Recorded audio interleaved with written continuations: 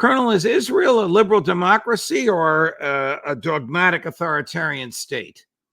It has not been a liberal democracy for some time. I would argue since George W. Bush gave Ariel Sharon in the Oval Office permission to do anything he wanted to do, and he forthwith started to do it, and Netanyahu, of course, multiplied that 100 times over. What kind of a state is it? It is more now, I think, and I listened to Alistair Cook the other day talk. I think it was on your show. Yes. I think it's more of a radical theocracy now than anything else. I think it is very much on the path of the original hugely radical Zionists who want, just like on the other side, the Christian nationalists want the Messiah to come back and establish his 1,000-year kingdom.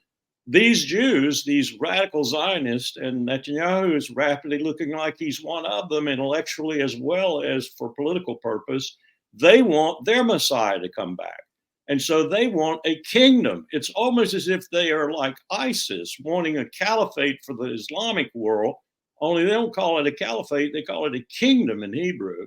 And so you're looking at a guy and you're looking at a state now that is taking on increasingly theocratic trappings, especially with people like Ben-Gvir and Smotrich. And now you've got this movement amongst the 800,000 plus settlers that is antagonistic to the IDF, particularly to those IDF members who are tiring of seeing no strategy but killing people in Gaza. So you have the potential, you have the kernel right now of a civil war in Israel. Wow.